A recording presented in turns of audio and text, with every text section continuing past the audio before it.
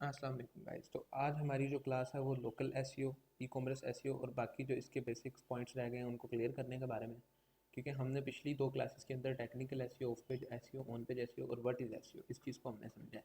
ठीक है, तो नेक्स्ट आज हम चलते हैं लोकल एसईओ और ई कॉमर्स एसईओ के ऊपर। और इसके बाद जो कुछ पॉइंट्स हैं उनको हम थोड़ा डिस्कस करेंगे एंड देन ये क्लास हैंड होगी। एंड देन कल से हमारा जो है वो प्रैक्टिकल वर्क शुरू होगा कीवर्ड रिसर्च और निश रिसर्च से। ठीक है, तो लोकल एसईओ क्या है? बेसिकली लोकल एसईओ की एसईओ की लैदर से टाइप नहीं होती। ये भी एक ऑन पेज, ऑफ पेज और टेक्निकल एसईओ के अंदर ही आती है। बट क्योंकि ये एक लोकल बिजनेस के लिए, जो फिजिकल बिजनेस होते हैं उनके लिए होती है, तो इसको हम इसलिए लोकल एसईओ कहते हैं। क्या मतलब? एक स्पेसिफिक एरिया के अंदर, एक स्पेसिफिक कंट्री, एक स्पेसिफिक सिटी या एक स्पेसिफिक टाउन के अंदर या एक छोटी सी स्पेसिफिक जगह के ऊपर। ठीक है, तो इसको लोकल एसईओ कहते हैं। For example Google my business optimisation, इसके अंदर हम करते हैं। मतलब गूगल माई बिजनेस क्या है? हम कोई भी चीज़ सर्च करते हैं कि पिज़्ज़ा हट्स नियर मी। ठीक है, तो ये जो लोकेशंस आई हैं, ये जो मेरे पास लोकेशंस ये आई हैं, ये वाली, ठीक है, ये सारी जीएमबीज हैं। गूगल माई बिजनेस मतलब कि ये फिजिकल दुकानें हैं, ये एक फिजिकल काम है, ऑनलाइन काम नहीं है, ऑनलाइन सर्विस नहीं है। जैसे एसईओ की सर्विस एक ऑनलाइन सर्विस है। हम किसी को भी एसईओ या डिजिटल मार्केटिंग की सर्विस देंगे तो हम उसको बेसिकली एक चीज़ ऑनलाइन प्रोवाइड कर रहे होंगे। वो हमसे कॉन्टैक्ट करेगा, हम उसकी वेबसाइट को ऑनलाइन ही लेंगे, उसके ऊपर उसकी एसईओ कर देंगे और ऑनलाइन इसका वर्क उसको डिलीवर कर देंगे। इसमें कोई फिजिकल वाला चक्कर नहीं। लेकिन फूड बिजनेसेस, क्लॉथ बिजनेसेस, जो इस तरह की चीज़ें हैं, जो चीज़ें फिजिकली अवेलेबल होती हैं, जो हमें अपनी नीड के लिए चाहिए होती हैं। ठीक है, जैसे मोबाइल फ़ोन हो गया, मतलब कोई भी चीज़ जो कि एक एक वज़न रखती है, एक जगह रखती है, वो फिजिकल चीज़ होती है। ठीक है, मैस रखती है, जो एक ऐसा ऑब्जेक्ट, वो कुछ भी हो सकता है, तो वो एक फिजिकल बिजनेस है। जो कि एक वर्चुअल नहीं है चीज़, वर्चुअल चीज़ नहीं है। वर्चुअल मतलब कि जो चीज़ डाटा की फॉर्म में होती है, वो फिजिकली अवेलेबल है चीज़, वो चीज़ एग्जिस्ट करती है। ठीक है, मतलब कि फिजिकली एग्जिस्ट करती है, जिसको हम टच कर सकते हैं, महसूस कर सकते हैं, देख सकते हैं। ठीक है, वो चीज़ होती है फिजिकल चीज़। तो फिजिकल बिजनेसेस जिनके होते हैं, उनकी जो डायरेक्शंस या उनकी जो ये जी एम बीज, गूगल माई बिजनेस, उनके जो बिजनेसेस लिस्ट हुए होते हैं गूगल के ऊपर लोकली, कि जब नियर मी का कीवर्ड सर्च हो तो गूगल क्या करे, लोकेशन, जो जो बंदा सर्च कर रहा है नियर मी वाला कीवर्ड, उसकी लोकेशन की बेस के ऊपर उसको चीज़ें दिखाए। अगर मैं यहाँ पे लाहौर सर्च करता हूँ तो डेफिनेटली लाहौर के रिजल्ट्स आएंगे। ठीक है, फेस 8 NFC बहरिया टाउन, ठीक है, तो ये सारे लाहौर के रिजल्ट्स आ गए। ये उन लोगों के बिजनेसेस हैं जिन्होंने अपने आप के अपने बिजनेसेस को लिस्ट किया हुआ है गूगल माई बिजनेस के अंदर। ठीक है, गूगल के अंदर, कि हमारी वेबसाइट शो हो ना हो, लेकिन हमारी जो गूगल माई बिजनेस की प्रोफाइल है वो ज़रूर शो हो जब हमारे रिलेटेड कोई सर्च करे। ठीक है ना?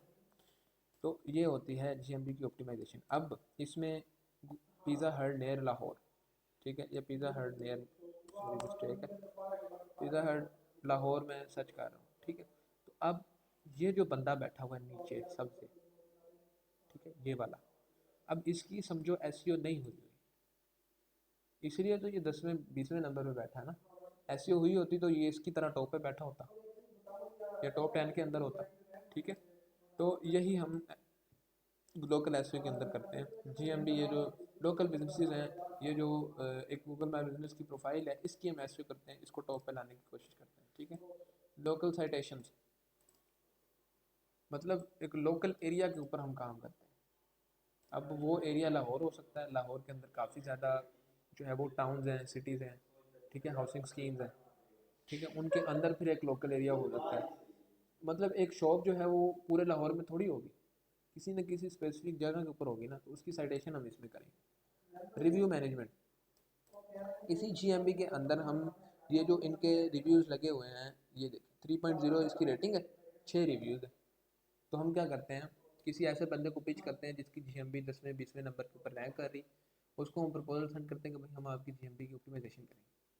ठीक है, अब देखें ना, इसके पास 6 रिव्यूज़ हैं, मतलब गूगल की नज़र में इसके पास सिर्फ 6 बंदे आए हैं आज तक, गूगल की नज़र में, क्योंकि इसको 6 बंदों ने रिव्यू किया है और रेटिंग दी है। ठीक है ना?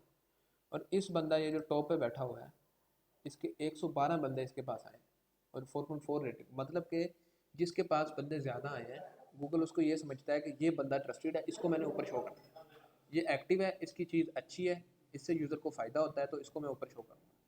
ये गूगल का एल्गोरिथम है, ठीक है। तो हम क्या करेंगे, रिव्यू मैनेजमेंट के अंदर हम जिस भी जीएमबी से जिस भी जीएमबी का काम कर रहे हैं, अपनी जीएमबी का काम कर रहे हैं, तो हम उसके ऊपर रिव्यूज़ लगवाएंगे या लगवाएंगे डिफरेंट अकाउंट से, ठीक है। या फिर हम उसके ऊपर काम ही इतना अच्छा करेंगे कि वो ऑटोमेटिकली जब टॉप के ऊपर रैंक होगी तो लोग खुद ब खुद उसको रिव्यू देंगे। सही। लोकेशन बेस्ड कीवर्ड को टारगेट करेंगे। हम सिर्फ पिज़्ज़ा हट लाहौर नहीं, या पिज़्ज़ा हट ऑनलाइन नहीं ट्राई करेंगे, या पिज़्ज़ा हट सिर्फ लाहौर नहीं ट्राई करेंगे, जहाँ पे हमारी शॉप है। मिसाल की बात है, हमारी लाहौर के अंदर DHA के अंदर DHA फेस 1 या फेस 8 के अंदर शॉप है फॉर एग्जांपल, तो हम ये नहीं लिखेंगे कि पिज़्ज़ा हट इन DHA। अब DHA के अंदर और भी पिज़्ज़ा हट हो सकते हैं, 10-12 शॉप्स और भी हो सकती हैं, जो कि कोई DHA के फेस 1 में है, कोई फेस 2 में है, कोई फेस 3 में। अब जिसको फेस 8 में जो बंदा बैठा है, जिसको फेस 8 में ही जाके पिज़्ज़ा खाना है, वो फेस 1 या फेस 2 में क्यों जाएगा, ठीक है। तो आपने अपनी जो शॉप है उसकी एग्जैक्ट लोकेशन बतानी है कि मेरी जो शॉप है वो किस जगह पे एग्जिस्ट कर रही है।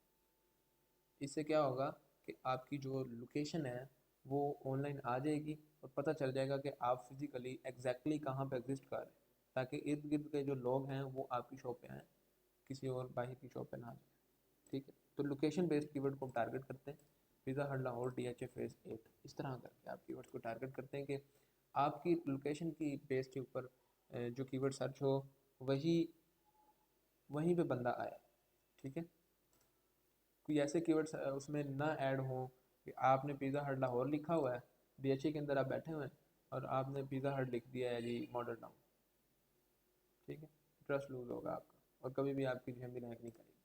तो आपने वो कीवर्ड्स टारगेट करने हैं जो आपकी लोकेशन के ऊपर बेस्ड है, ठीक है। Attract local customer, increase foot traffic to stores, मतलब ये लोकल कस्टमर अट्रैक्ट होते हैं। मतलब ज़ाहिर बात है, पिज़्ज़ा हट लाहौर फेस 8 के अंदर किसने जो फेस 8 के अंदर बैठा है उसको ये टॉप पे मिल गया, उसने इसी के ऊपर क्लिक करना है और उसने इसकी लोकेशन निकालनी है कि ये कहाँ पे बैठा हुआ है। और लोकेशन निकालने के बाद उसने सिंपल फुट ट्रैफिक मतलब उसके ऊपर जाके विज़िट कर लेना, उसके स्टोर को फिज़िकली विज़िट करना है।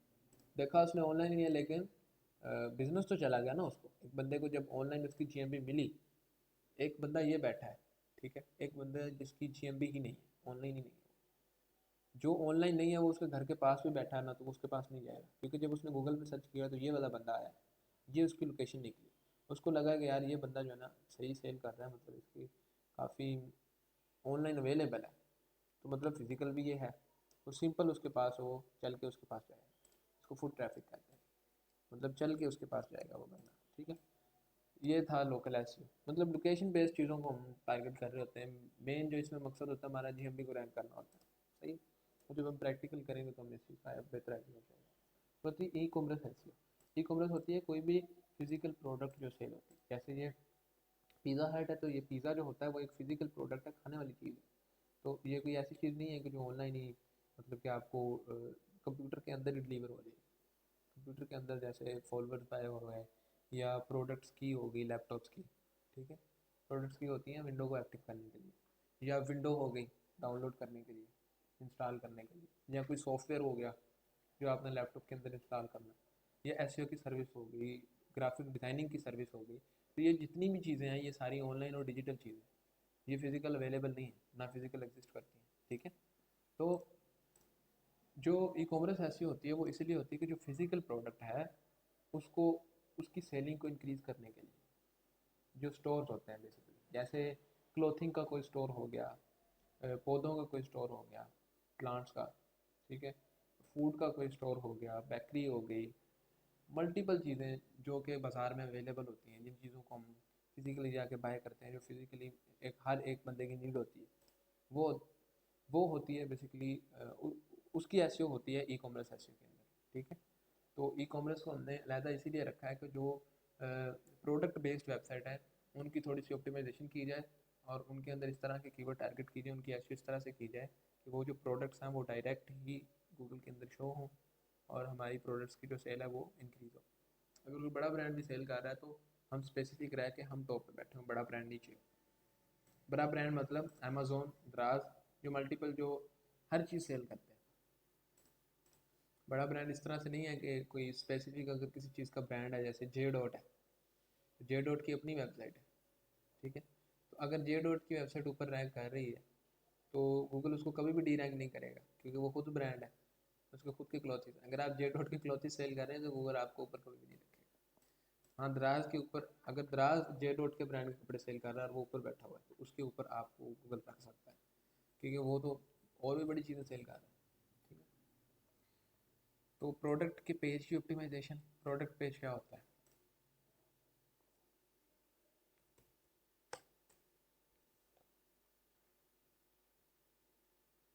पेजेस वाले सेक्शन मैंने आपको बताया था कि पेजेस होते हैं, प्रोडक्ट पेजेस होते हैं, कैटेगरी के पेजेस होते हैं, पोस्ट के पेजेस होते हैं, सही है।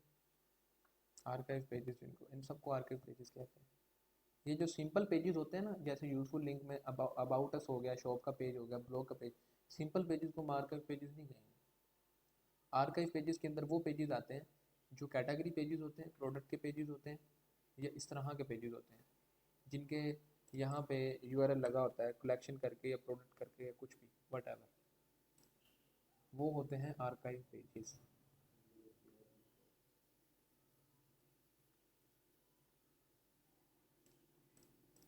ये है प्रोडक्ट पेज, इसकी ये देखें यहाँ प्रोडक्ट लगा हुआ है, तो इसको आर्काइव पेज कंसिडर करेंगे। इसको आर्काइव पेज भी कह सकते हैं, प्रोडक्ट पेज भी कह सकते हैं, ठीक है। स्पेसिफिक जाएंगे तो प्रोडक्ट पेज कहेंगे, नहीं तो आर्काइव पेज।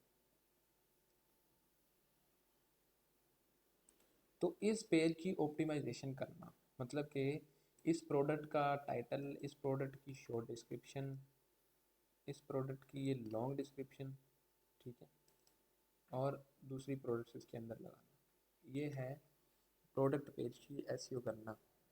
किसी भी एक सिंपल प्रोडक्ट, जो भी प्रोडक्ट है, सिंगल प्रोडक्ट, हर एक प्रोडक्ट का मेटा डाटा डालना, हर एक प्रोडक्ट की एसईओ करना, सही है। इस तरह से हर चीज़ उसकी proper schema markup for products. अच्छा, आपकी वेबसाइट का जो भी स्ट्रक्चर होता है ना, वो गूगल इस तरह से नहीं देखता जिस तरह से आप देख रहे हैं। आपको ये एक अच्छा सा ग्राफिक सा इंटरफेस दे के, यूआई यूज़र इंटरफेस दे के आपको ये चीज़ शो हो रही है, बट गूगल को ये पेज इस तरह से शो नहीं होता। गूगल को ये पेज शो होता है कुछ इस तरह से, ठीक है। गूगल इस तरह से चीज़ों को रेंडर करता है, इसी तरह से चीज़ों को रीड करता है। बेसिकली जो भी प्रोसेसर्स हैं, आपके लैपटॉप के प्रोसेसर्स हो गए, आपकी जितना भी डिजिटल डिवाइसेस हैं, वो कोई भी काम हो, किसी भी चीज़ को रेंडर करना हो, किसी भी चीज़ को क्रिएट करना हो, किसी भी चीज़ को देखना हो, पढ़ना हो, समझना हो या बताना हो, उसको नंबर्स की फॉर्म में और वर्ड्स की फॉर्म में ही बताते हैं। ये आगे जो दूसरे उसके अंदर आईसीज लगे होते हैं, वो उस चीज़ को आपके यूज़र इंटरफेस के अंदर कन्वर्ट करके आपको दिखाते हैं, ठीक है। और मज़े की बात यह है कि जो गूगल है ना, या जो आपके सिस्टम्स हैं, जितनी भी डिजिटल डिवाइसेस हैं, वो इन वर्ड्स के ऊपर भी काम नहीं करती। वो काम करती हैं 01 फॉर्म के ऊपर, बाइनरी नंबर के ऊपर, ठीक है। यहाँ पे मैंने इस चीज़ को डिस्क्राइब किया हुआ है इसके अंदर, ठीक है। इन नंबर्स के ऊपर काम करती हैं। फॉर एग्जांपल 01110101, इस फॉर्म में वो काम करती है। उन्होंने ए लेटर है ना, वर्ड ए है, तो ए को उन्होंने एक बाइनरी नंबर दिया हुआ है कि ए को हम रिप्रेजेंट करेंगे 01110101 से, बी को हम रिप्रेजेंट करेंगे 10000101 से, ठीक है। इस तरह से बाइनरी नंबर की फॉर्म के ऊपर वो वर्ड्स को रिप्रेजेंट करते हैं, उसको शो करते हैं। जब भी कोई भी ये जो नुमेरिक्स आएंगे, नुमेरिक्स मतलब 1 2 3 4, या अल्फ़ाबेट्स आएंगे ABC, ठीक है। बेसिकली इसी चीज़ के ऊपर सारा कंप्यूटर लाया कर रहा है ना, तो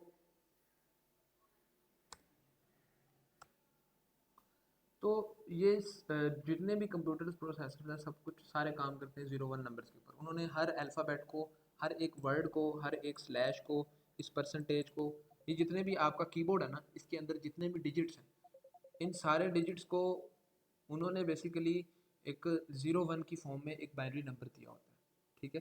तो जैसे ही कंप्यूटर के अंदर ये चीज़ आती है, ये वाली, ठीक है, तो कंप्यूटर उसको डिटेक्ट कर लेता है कि ये 01001 है, तो मतलब ये W है। इस तरह से गूगल इंफॉर्मेशन को, गूगल कह लें या कोई भी कंप्यूटर सिस्टम है, इस तरह से वो इंफॉर्मेशन को फैच करता है। ठीक है, तो जो भी डिजिटल सिस्टम है ना, वो नंबर्स के अंदर काम करता है, बाइनरी नंबर्स के अंदर। बाइनरी नंबर्स की हेल्प से ही वो डिटेक्ट करता है वर्ड्स को, और फिर उन वर्ड से बाकी सारा जितना भी सिस्टम है वो सारा वर्क करता है। ठीक है, तो बेसिकली आपको बता रहा था मैं स्कीमा मार्कअप के बारे में। तो गूगल को अगर अपनी वेबसाइट का आपने स्ट्रक्चर समझाना है तो वो इस फॉर्म में समझाना है। तो इस फॉर्म में आपको एक फ़ाइल क्रिएट करनी पड़ती है, .js की, जेसन्स की फ़ाइल होती है। उसमें सारा ये टेक्स्ट होता है, इन्फॉर्मेशन होती है आपकी वेबसाइट के बारे में, किस पेज को ब्लॉक करना है, किस पेज को ब्लॉक नहीं करना। और स्कीमा के अंदर आपको ये बताना होता है कि ये मेरी ये प्रोडक्ट है, ये मेरे ब्लॉग्स हैं। ठीक है, गूगल को इसी फॉर्म में समझाना होता है कि ये मेरी प्रोडक्ट है, ये मेरे ब्लॉग्स हैं, ये मेरी फ़लाँ चीज़ है, ये मेरी फ़लाँ चीज़, ताकि वो उस चीज़ को उसी कैटेगरी के अंदर रखे। ये ना हो कि जब कोई प्रोडक्ट के बारे में सर्च करे तो वो हमारे जो ब्लॉग वाले पेजेस हैं उनको टॉप पे रख दे, और जो ब्लॉग के बारे में सर्च करे वो हमारे प्रोडक्ट के पेजेस को टॉप पे रख दे, जिससे हमारा बाउंस रेट इंक्रीज़ होगा, नुकसान होगा। तो स्कीमा मार्कअप इसलिए इंपॉर्टेंट होता है कि हमने गूगल को बताना होता है कि बेसिकली जो है वो ये मेरी प्रोडक्ट है, ये मेरा ब्लॉग है, ये मेरा पेज है, ये मेरा सर्विस पेज है, वट एवर जो भी है। इमेज ऑप्टिमाइजेशन हमने करनी होती है। ऐसा नहीं करना होता कि आपने जैसे ही कैमरे से किसी भी मोबाइल या किसी भी DSLR या कितनी जो भी आपका कैमरा है, उससे आपने जो इमेज ली है वो 1 MB की बनी है, 2 MB की बनी है, 3 MB की बनी है। ठीक है, उस इमेज को आपने एज इट इज़ पब्लिश नहीं करना होता। आपने टीनी PNG के ऊपर जाके या किसी भी टूल के ऊपर जाके उसकी क्वालिटी लॉस किए बगैर उसको आपने कम से कम KBs के अंदर रखना होता है। MBs के अंदर तो बिल्कुल भी नहीं रखना। 100 KB से कम आपने अपनी इमेज को रखना होता है। It's depend on quality. तो इमेज ऑप्टिमाइजेशन के अंदर अब देखें ना, आपकी प्रोडक्ट की इमेज है 3 MB की, और आपका जो कंपेटिटर बैठा है उसके प्रोडक्ट की इमेज है 3 KB की। कितना फ़र्क है। तो गूगल आपकी इमेज को कभी भी रैंक नहीं करेगा। क्यों? क्योंकि जब आपकी इमेज को अगर वो रैंक करता है तो वो इमेज लोड होने में ही 2 से 3 सेकंड ले जाती है। यूज़र इससे तंग होगा बहुत ज़्यादा। ठीक है, तो इसलिए गूगल में इमेज ऑप्टिमाइजेशन बहुत ज़रूरी है। और ज़ाहिर बात है, गूगल की जो डाटाबेस है उसके अंदर भी 3 MB के अंदर 300 इमेजेस आ सकती हैं। ठीक है, तो जिसमें आपकी सिर्फ एक इमेज उसने डाउनलोड की है, तो आप गूगल की रिसोर्सेज को खा रहे हैं, फिर गूगल आपको रैंक थोड़ी करेगा। तो इस वजह से आपको इमेज ऑप्टिमाइजेशन करनी पड़ती है। रिव्यूज़ एंड रेटिंग स्कीमा, जितने आपके प्रोडक्ट्स की रिव्यूज़ हैं या रेटिंग है, उनका भी स्कीमा डालना होता है कि आपकी ये जो प्रोडक्ट है इसमें मेरे इतने रिव्यूज़ हैं, मतलब इतने कस्टमर ने ये चीज़ बाय की है और उनकी ये फीडबैक है। जब आप ये स्कीमा डालते हैं तो गूगल को पता चल जाता है कि भाई ये जो बंदा है इसकी प्रोडक्ट लोगों ने बाय की है, ट्राई की है, और उनको ये चीज़ की अवेयरनेस हुई है कि यार इस चीज़ की प्रोडक्ट अच्छी है, उन्होंने अपनी रिव्यू, अपनी जो राय है उसका इजहार किया, मतलब कि ये बंदा एक ट्रस्टेड है। तो वो फिर जिसकी रिव्यूज़ और रेटिंग के स्कीमा आप डालेंगे जिस वेबसाइट का, उसका गूगल को जब पता चल जाएगा कि इसकी रिव्यूज़ और रेटिंग इतने हैं तो वो ऑटोमेटिकली उसको रैंक करेगा। ठीक है, इसके बाद हमारा स्टेप 3 है टॉप एसईओ रैंकिंग फैक्टर्स। ठीक है, 2026 के लिहाज से सेम ही है, अभी तक कोई इतनी खास अपडेट नहीं आई। एसईओ के रैंकिंग फैक्टर्स कौन से हैं? कंटेंट की क्वालिटी फैक्टर है सबसे इम्पोर्टेंट। इन डेप्थ कंटेंट को आपने मतलब कि डीपली देखना है, डीपली लिखना है, हर चीज़ को ब्रीफली डिस्क्राइब करना है, जिस तरह से मैं आपको लेक्चर के अंदर कर रहा हूँ कि स्कीमा मार्कअप किस तरह से डालते हैं। खैर ये तो मैंने नहीं बताया, ये ज़रूर बताया कि स्कीमा मार्कअप दिखता कैसा है। या गूगल को आपकी वेबसाइट का स्ट्रक्चर समझाने के लिए किस तरह की फ़ाइल की या किस तरह की लैंग्वेज की ज़रूरत होती है, वो इस तरह से इन डेप्थ आपने चीज़ें बतानी, हेल्पफुल चीज़ें बतानी हैं जो कि यूज़र की किसी भी नीड है, उसकी कोई भी क्वेश्चन है उसको सोल्व करें, किसी भी प्रॉब्लम को सोल्व करें। बेसिकली हम अगर अपनी वेबसाइट के ऊपर पौधे सेल कर रहे हैं तो कस्टमर को एक प्रॉब्लम ही आई है ना, उसने अपने घर की डेकोरेशन करनी थी, तो उसके पास एक प्रॉब्लम है कि उसके पास पौधे नहीं है। तो इस प्रॉब्लम को सॉल्व करने के लिए हम उसको उसका सोल्यूशन प्रोवाइड कर रहे हैं, मतलब प्लांट्स को प्रोवाइड कर रहे हैं। हेल्पफुल कंटेंट लिखना है, फ्रेश लिखना है। ये नहीं होना चाहिए कि आपने किसी भी दूसरी वेबसाइट से कंटेंट उठा कर डाल दिया या प्रीवियस वही पुरानी इन्फॉर्मेशन आप दी जा रहे हैं। फॉर एग्जांपल फ्रेश के क्या मतलब है? अब जैसे विंडो 11 चल रही है, ठीक है, और विंडो 11 के अंदर इशू आता है किसी को कि उसका माउस नहीं चल रहा या उसका टच पैड नहीं चल रहा, तो आप ऐसा थोड़ी करेंगे कि आप विंडोज़ 7 का जो ड्राइवर है, जब विंडोज़ 7 के अंदर अगर माउस ना चले तो सारा उसका प्रोसेस बता रहे होंगे, बिकॉज सारा ऑपरेटिंग सिस्टम ही चेंज हो गया है। ठीक है, चीज़ें अपडेट हो गई, तो आप अभी भी उस पुरानी इंफॉर्मेशन पे अटके हुए हो तो कभी भी आपको गूगल रैंक नहीं करेगा। ओरिजिनल कंटेंट, कंटेंट आपका अपना होना चाहिए, ओरिजिनल होना चाहिए। किसी चीज़, किसी बंदे की वेबसाइट से कोई कंटेंट उठा के अपनी वेबसाइट के ऊपर नहीं डालना, कॉपी पेस्ट नहीं करना। जो आपकी थिंकिंग है, जो चीज़ आपने एक्सपीरियंस की है, वो कंटेंट होना चाहिए। उसके बाद backlinks, high quality relevant backlinks, not quantity. Quality मतलब उस चीज़ की वर्थ कितनी है, वो कितनी बेस्ट है चीज़, कितनी अच्छी है। ठीक है, क्वालिटी वाइज। क्वांटिटी मतलब उसकी मिकदार, मिकदार के ऊपर नहीं जाना। ये नहीं कि आप दिन के 100 बैकलिंक्स बना रहे हैं और उन बैकलिंक्स के अंदर लिंकिंग ही प्रॉपर नहीं हुई हुई, आपने जो इन्फॉर्मेशन देनी थी वही प्रॉपर नहीं है। ठीक है, इस चीज़ के ऊपर फोकस नहीं करना कि ज़्यादा से ज़्यादा बैकलिंक बनाने, बल्कि इस चीज़ के ऊपर फोकस करना है, अगर आप दिन के 1 से 2 बैकलिंक्स भी बना रहे हैं तो अच्छे से आप बनाएं। ठीक है, उसके बाद page experience, page UX, user experience क्या है। बल्कि हम ये जो स्टेप 3 है ना, इसको कल डिस्कस करेंगे। ठीक है, ये चीज़ें आपने रिवाइज करके आनी है ई कॉमर्स एसेट तक, ये स्टेप 3 वाली जितनी भी चीज़ें हैं, बाकी स्टेप 3 स्टेप 4, ठीक है, ये सारी चीज़ें हम नेक्स्ट कल डिस्कस करेंगे। तो आज के लिए इतना ही, इसको प्रिपेयर करें। अल्लाह हाफिज़।